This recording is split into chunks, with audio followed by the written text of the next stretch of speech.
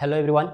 आज हम लोग रियल नंबर का जो पार्ट 2 है उसको डिस्कस करेंगे और जो क्वेश्चन रियल नंबर में बच गया था उसको हम लोग क्या करेंगे, कंप्लीट करेंगे। तो चलिए स्टार्ट करते हैं। यहाँ पे पहला है find the HCF and LCM of 26, 65 and 117 using prime factorisation. यानी प्राइम फैक्टराइजेशन का यूज करके हमें फाइंड करना है 26, 65 और 117 का एलसीएम फाइंड करना है। तो चलिए हम लोग फाइंड करते हैं। सबसे पहले 26, उसके बाद 65, उसके बाद 1, 1 और 7, इस सब का हमें क्या करना है, तो इस सब का हमें एलसीएम फाइंड करना है।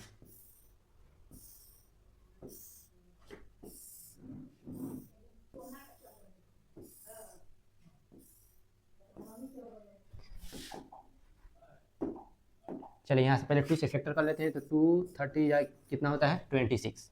अगर इसको करेंगे तो 5 30 या 65, ये होगा 3 3 या 9 और 3 9 या 27, ये हो जाएगा 3 1 या 3 और 3 3 या 9। यानी इसका हम लोग फैक्टर किए लो। किसका फैक्टर किए, तो सबसे पहले हम लोग 26 का फैक्टर किए लो। तो 26 का फैक्टर करने पर क्या आया, तो आया 2 × 30। उसके बाद 65 का फैक्टर करने पर क्या आया, तो 65 का फैक्टर करने पर आया 5 × 30।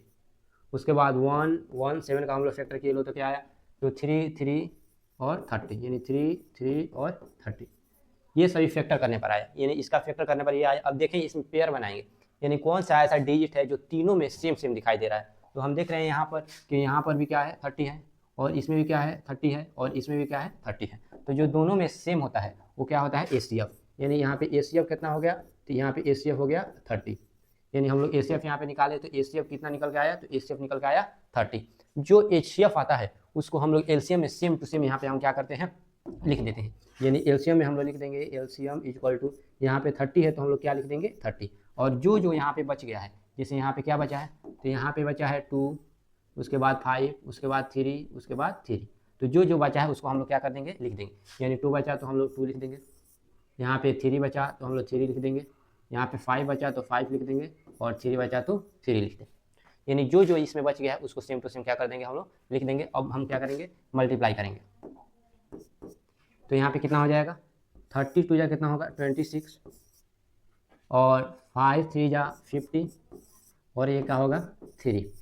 यानी 30 जो है 26, 5 3 है 50 और 3 है तो 3 हो जाएगा। अब यहाँ पे हम क्या करेंगे, मल्टीप्लाई करेंगे। 26 3 जा कितना होता है 78। अब फिर इसका मल्टीप्लाई किससे करेंगे, हम लोग 50 से करेंगे। तो 58 तक कितना होता है 120, यानी 120। 120 में हम लोग कितना आया 12। अब 57 जा कितना होता है, तो 57 जा होता है 105। एक 105 में हम लोग अगर 12 जोड़ेंगे तो कितना हो जाएगा 117। यानी इसका मल्टीप्लाई करने पर कितना आया 1 1 और 7 आया। आई होप आपको क्या हो गया होगा, समझ में आ गया होगा। अगला क्वेश्चन क्या है, अगला क्वेश्चन यहाँ पे दिया है if HCF 26 169 equal to 30 then find the LCM 26 and 169। इसमें कुछ दिया है, जैसे हम इसमें एचसीएफ दिया है तो जो जो दिया है उसको लिख लेंगे गिवन। गिवन में कितना दिया, एचसीएफ कितना दिया है, तो इसमें एचसीएफ दिया है 30, तो हम लोग एचसीएफ लिख लेंगे। एचसीएफ कितना दिया है, तो एचसीएफ दिया है इसमें 30। जो इसमें ग्रेटेस्ट नंबर होता है, यानी जो सबसे बड़ा नंबर होता है, इस दोनों में सबसे बड़ा यानी सबसे ग्रेटेस्ट नंबर जो है 169 है, उसको ए मान लेंगे। यानी ए इक्वल टू कितना हो जाएगा 169। और जो स्मॉलेस्ट होता है उसको बी मानते हैं। यहाँ पे बी का मान कितना हो जाएगा, तो बी का मान हो जाएगा 26। अब एचसीएफ और एलसीएम में कुछ रिलेशन होता है, तो इसका रिलेशन होता है A multiple B equal to HCF into LCM. ये होता है एचसीएफ और एलसीएम में रिलेशन, जिसमें ए का वैल्यू यहाँ पे कितना दिया है, तो ए का वैल्यू इसमें दिया है 169। बी का वैल्यू कितना दिया है, तो बी का वैल्यू दिया है इसमें 26। एचसीएफ कितना दिया है 30, तो 30 क्या फाइंड करना है, तो फाइंड करना है एलसीएम, तो हम लोग क्या लिख देंगे एलसीएम। यानी जो जो वैल्यू दिया है उस वैल्यू को यहाँ पे हम लोग क्या कर देंगे, पुट कर देंगे। जैसे यहाँ पे 169, ये हो जाएगा 26, ये किस में आ जाएगा, तो ये डिवाइड में आ जाएगा यानी 30, ये हो जाएगा एलसीएम। अब इसको कैंसिल आउट करेंगे तो कितना हो जाएगा, तो 30 2 जा 26। अब 2 का मल्टीप्लाई 2 9 जा 81, 2 6 जा 12, 12 में 1 जोड़ेंगे 33, 2 1 जा 2 और एक 3, यानी कितना आया 338। हम लोग एलसीएम कितना आ गया, तो 338। तो यही था हम लोग का एलसीएम, इसी का एलसीएम निकालना था। तो हम लोग का एलसीएम कितना आया, तो हम लोग का एलसीएम आया 338 आया। अगला क्वेश्चन, अगला क्वेश्चन है कह रहा है the two numbers are in the ratio 2:3 and their LCM is 180, what is the HCF of this number, यानी दिस नंबर। तो इसका एचसीएफ हमें क्या करना है, फाइंड करना है। जब कोई भी नंबर रेशियो में होता है तो वो एग्जैक्ट नंबर नहीं होता है, उसका हम मल्टीप्लाई किसी न किसी वेरिएबल से करेंगे, या तो 2x 3x 2y 3y 2z 3z, यानी किसी न किसी वेरिएबल से हम क्या करते हैं, मल्टीप्लाई करते हैं। तो जो जो पहले यहाँ पे दिया है हम लिख देंगे, यहाँ 2 को नंबर दिया है यानी फर्स्ट नंबर, तो यहाँ पे हम लिख देंगे फर्स्ट नंबर। फर्स्ट नंबर यहाँ पे कितना दिया है, तो फर्स्ट नंबर दिया है 2, यानी इसका मतलब हुआ 2x। उसके बाद क्या दिया है, यहाँ पे दिया है सेकेंड नंबर, तो हम लोग लिख देंगे सेकेंड नंबर। सेकेंड नंबर कितना दिया है 3, यानी 3x। तो जो जो दिया था वहाँ पे लिख दिया। उसके बाद कह रहा है एलसीएम दिया है, यानी एलसीएम हम लोग कितना दिया है, तो हम लोग के एलसीएम दिया है 1, 8 और 0। क्या फाइंड करना है, तो फाइंड करना है एचसीएफ, तो हम लोग एचसीएफ मान लेते हैं, क्या हो जाएगा, एचसीएफ x हो जाएगा। यानी जो फाइंड करना है उसको हम मान लेते हैं कि एचसीएफ कितना हो जाएगा, तो एचसीएफ हम मान लेते हैं कि एचसीएफ क्या हो जाएगा, x हो जाएगा। और एचसीएफ और एलसीएम में रिलेशन क्या होता है, a multiple b equal to HCF into LCM. ये होता है एचसीएफ और एलसीएम में रिलेशन, जिसमें a का वैल्यू कितना है, तो जो बड़ा होता है, हम बताए थे जो सबसे बड़ा होता है उसको a का वैल्यू होता है, और जो छोटा होता है वह b का वैल्यू होता है। तो इसमें छोटा कितना है, तो छोटा है 2x, तो b का वैल्यू कितना हो जाएगा 2x। a का वैल्यू यहाँ पे 3x है, तो हम लोग लिख देंगे 3x। b का वैल्यू कितना है, तो 2x, तो 2x। एचसीएफ हम लोग यहाँ पे क्या माने हैं, तो यहाँ पे हम लोग एचसीएफ माने हैं x, यानी यहाँ पे एचसीएफ हम लोग क्या माने हैं, तो एचसीएफ माने x, तो एचसीएफ की जगह हम लोग क्या रख देंगे x। और एलसीएम कितना दिया है, तो एलसीएम दिया है 1, 8 और 0, यानी एलसीएम यहाँ पे कितना दिया है, तो एलसीएम 1, 8, 0। अगर हम यहाँ पे मल्टीप्लाई करते हैं 2, 3 या 6, x का मल्टीप्लाई x से करेंगे तो क्या हो जाएगा, x²। यहाँ पे भी x है तो यहाँ पर x, ये क्या हो जाएगा 1, 8, 0। अब x को इधर डिवाइड में आ जाएगा, यानी x², ये x इसके डिवाइड में आ जाएगा, और ये 6 को उसके डिवाइड में चला जाएगा। यानी इस x को हम लोग, ये जो x दिखाई दे रहा था यहाँ पे ला दिए, और ये जो 6 दिखाई दे रहा था इसके हम लोग डिनोमिनेटर ला दिए। जैसे 1x से 1x कैंसिल आउट हो जाएगा तो बचेगा x, और ये 6 से 6 3 जा 80, और 0 है तो 0। तो यहाँ पे हम लोग का वैल्यू कितना आ गया, x का वैल्यू कितना आ गया 30। x किसको माने थे, एचसीएफ, यानी हम लोग का एचसीएफ कितना आ गया, तो हम लोग का एचसीएफ आया 30। यही इसका क्या होगा, आंसर होगा, यानी हम लोग एचसीएफ आ गया 30। अगला क्वेश्चन हम लोग बढ़ते हैं। अगला क्वेश्चन दिया है, prove that 5 - 2√3 is an irrational number. हमें प्रूव करना है कि 5 - 2√3 क्या है, इरेशनल नंबर है, जिसमें गिवन दिया है। तो जो गिवन दिया है उसको हम लोग लिख देते हैं, जिसमें यहाँ पे गिवन क्या दिया है, तो यहाँ पे गिवन दिया है √3, ये क्या है, इरेशनल है। तो जो दिया होता है गिवन में उसको हम लोग यहाँ पे लिख देते हैं। तो गिवन दिया है √3 इरेशनल है, तो वहाँ में क्या हो जाएगा, √3 इरेशनल। अब यहाँ से हम लोग स्टार्ट करेंगे। यहाँ कह रहा है कि 5 - 2√3 इरेशनल में, तो जो नंबर प्रूव करने के लिए देता है उसके हम इन्वर्स अपोजिट मान लेते हैं। यानी यहाँ पे इरेशनल बोल रहा है तो हम लोग क्या मान लेंगे, रेशनल, क्योंकि हमें प्रूव करना है। तो हम लोग यहाँ पे मान लेंगे लेट 5 - 2√3, ये क्या है, ये एक रेशनल नंबर है। इस जहाँ पे रेशनल और पी बाई क्यू के फॉर्म में होता है तो हम ये लिख सकते हैं, where P and Q are coprime. क्योंकि हम यहाँ पे रेशनल माने हैं तो ये पी बाई क्यू के फॉर्म में होता है रेशनल नंबर, और ये पी और क्यू क्या है, कोप्राइम है। कोप्राइम का मतलब होता है जिसमें 1 के अलावा और कोई फैक्टर नहीं हो और जिसका एचसीएफ कितना हो, 1 हो, इसलिए कोप्राइम हम मान रहे हैं। अब यहाँ पे हम दोनों को क्या कर देंगे, तो दोनों को हम यहाँ पे इक्वल कर देंगे, यानी 5 - 2√3 equal to P by Q. ये दोनों क्या हो जाएगा, इक्वल हो जाएगा, क्योंकि हम इसको रेशनल नंबर माने हैं तो दोनों रेशनल नंबर क्या होता है, इक्वल होता है। अब यहाँ 5 है तो 5 हम लिख देंगे, ये प्लस से इधर आएगा तो क्या हो जाएगा, माइनस हो जाएगा, और ये माइनस है इसको उधर भेजेंगे 2√3, तो ये क्या हो जाएगा, प्लस में हो जाएगा। यानी 5 है तो 5 लिख दी, ये प्लस में था इधर आया तो माइनस, ये माइनस में था उधर गया तो क्या हो गया, प्लस में हो गया। इसके डिनोमिनेटर में कुछ नहीं है तो क्या है, 1 है। और 1 और क्यू का एलसीएम कितना हो जाएगा, तो 1 और क्यू का एलसीएम हो जाएगा क्यू। और इसका सबसे सिंपल तरीका होता है यहाँ फ्रैक्शन, सब्ट्रैक्ट का फ्रैक्शन निकालने का। क्यू का गुना 5 से करेंगे तो क्या हो जाएगा, 5q माइनस 1 का गुना p से करेंगे तो क्या हो जाएगा, p। यानी क्रॉस मल्टीप्लाई, इसका मल्टीप्लाई इससे, इसका मल्टीप्लाई इससे, क्रॉस मल्टीप्लाई हम लोग क्या कर देते हैं, कर देते हैं। ये 2√3 है तो लिख देंगे 2√3। अब यहाँ पे हम लोग लिख देंगे 5q minus p by q। ये 2 इसके डिनोमिनेटर में आ जाएगा, इक्वल टू बचेगा √3। यानी इस 2 जो था, यानी ये जो 2 था ये इसके क्या आ गया, डिनोमिनेटर में आ गया, इक्वल टू √3। अब यहाँ पे ये दिखाई दे रहा है कि ये जो नंबर है ये है रेशनल नंबर, यानी ये जो नंबर है ये क्या दिखाई दे रहा है, तो ये रेशनल नंबर दिखाई दे रहा है क्योंकि ये पी बाई क्यू के फॉर्म में है। और ये जो नंबर दिखाई दे रहा है ये क्या है, इरेशनल नंबर। यहाँ पे लिख सकते हैं, so this contradiction So this contradiction is arisen because of our wrong assumption.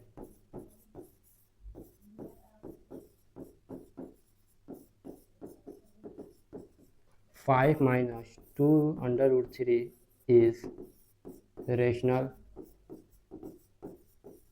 Number. यानी यहाँ पे हमने रॉन्ग अजप्शन किया था, इसलिए यहाँ पे ये गलत हो गया, यानी रेशनल इरेशनल बराबर आ गया, इसलिए मानेंगे so this contradiction is arisen because of our wrong assumption 5 minus under root 3 is an irrational number, क्योंकि रेशनल इरेशनल कभी बराबर नहीं होता है।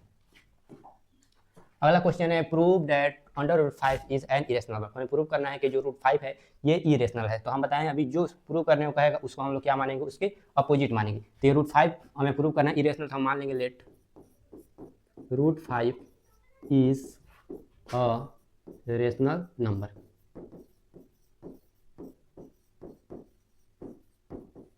यानी हम इसको क्या मान लेंगे कि रूट 5 क्या है, ये रेशनल नंबर है। वेयर, क्योंकि रेशनल नंबर यहाँ पे पी बाई क्यू के फॉर्म में होता है, तो जहाँ पी और क्यू क्या है, जो ये पी और क्यू है ये को प्राइम है। को प्राइम मीन्स जिसका एचसीएफ 1 हो और जिसमें 1 के अलावा और कोई फैक्टर नहीं हो, उसे हम क्या बोलते हैं, को प्राइम बोलते हैं। तो यहाँ पे हम लोग माने रेशनल, तो ये रेशनल ये भी रेशनल, दोनों क्या होगा, इक्वल होगा। यानी root 5 equal to P by Q, लेकिन root 5 equal to P by Q, क्योंकि दोनों ये रेशनल क्या हो जाएगा, बराबर हो जाएगा। अब हम यहाँ पे लिखेंगे स्क्वायर ऑन बोथ साइड, यानी स्क्वायर ऑन बोथ साइड, यानी हम दोनों तरफ क्या करेंगे, तो हम दोनों तरफ इसके स्क्वायर कर देंगे। यानी ये जो दिखाई दे रहा है इसके दोनों तरफ हम लोग क्या करना पड़ेगा, तो अगर हम दोनों तरफ स्क्वायर करेंगे तो इसका जो भी स्क्वायर है स्क्वायर क्या हो जाएगा, कट जाएगा।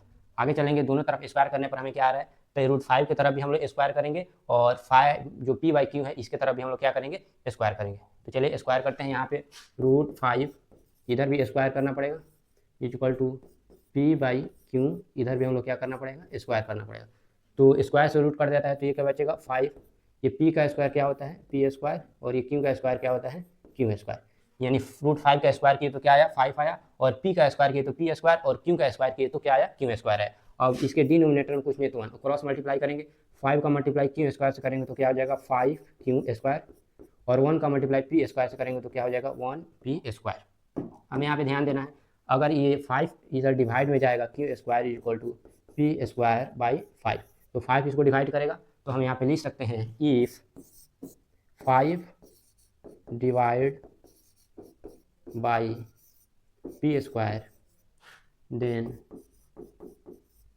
5 divide by P.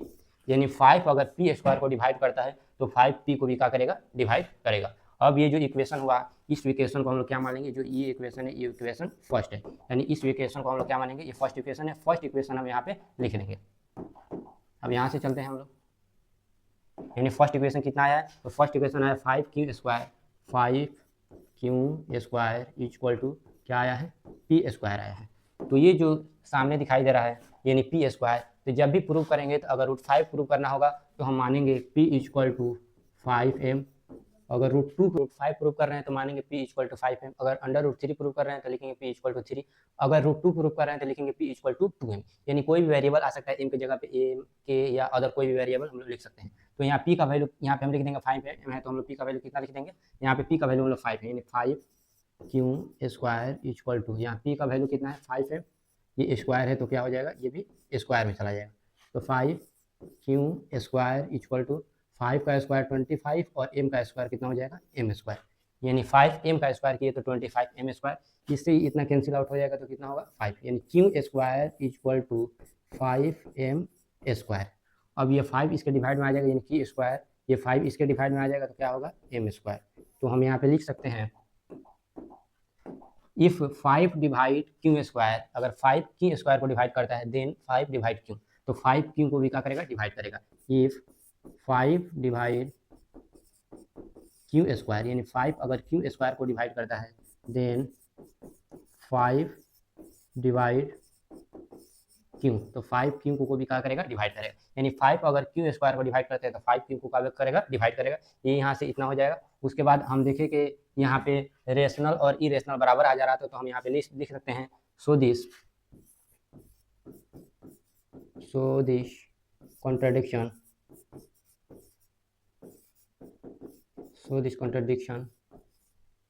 for our wrong assumption